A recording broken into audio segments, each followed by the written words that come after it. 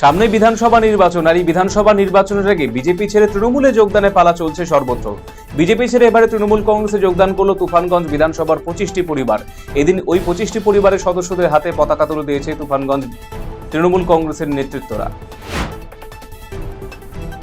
সামনে বিধানসভা নির্বাচন, তার আগে দিনহাটা 2 নম্বর ব্লকের সাহেবগঞ্জ থানা অন্তর্গত বিভিন্ন বুথ পরিদর্শন করতে দেখা গেল কেন্দ্রীয় বাহিনী জওয়ানদের। সেই সাথে রয়েছে সাহেবগঞ্জ থানা পুলিশ আধিকারিকেরাও।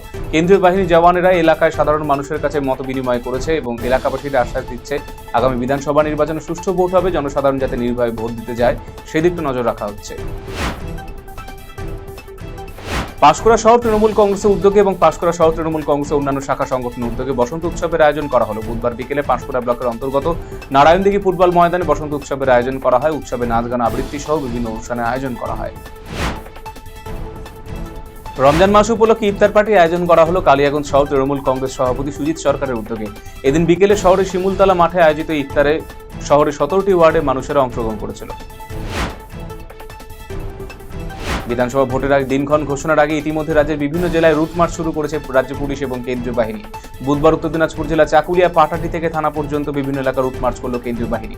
রুট মার্চে কেন্দ্রীয় বাহিনীর সঙ্গে ছিলেন মহকুমা পুলিশ আধিকারিক রবি রাজ অবস্থি, আইসি পিনাকি সরকার সহ অন্যান্যরা।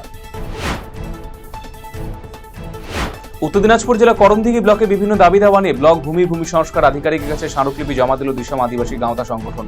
বুধবার সংগঠনের পক্ষ থেকে করণদিঘি BLLRO অফিসে এই স্মারকলিপি প্রদান করা হয়। আগামী 14 মার্চ কলকাতা ব্রিগেডে প্রধানমন্ত্রী নরেন্দ্র মোদী জনসভা সফল করতে বিজেপি হেমতাবাদ পথসভা অনুষ্ঠিত হলো। বুধবার বিকেলে হেমতাবাদের পুরনো বাস স্ট্যান্ডে নেতাজি মূর্তির পাদদেশ থেকে পথসভা করে বিজেপির হেমতাবাদ 2 নম্বর মণ্ডল নেতৃত্ব। গঙ্গাসাগরে বিজেপি নেতাকে গুলি করে খুনের চেষ্টার প্রতিবাদে আন্দোলনে নামলো গাজল দলের নেতাকর্মীরা। এদিন বামনগোলা মোড় 512 নম্বর জাতীয় সড়ক অবরোধ করে বিক্ষোভ দেখান ক্ষুব্ধ কর্মী সমর্থকেরা। খবর পেয়ে ঘটনাস্থলে ছুটে আসে গাজল থানা পুলিশ। অবরোধকারীদের সঙ্গে কথা বলে পরিস্থিতি নিয়ন্ত্রণে আনে পুলিশ।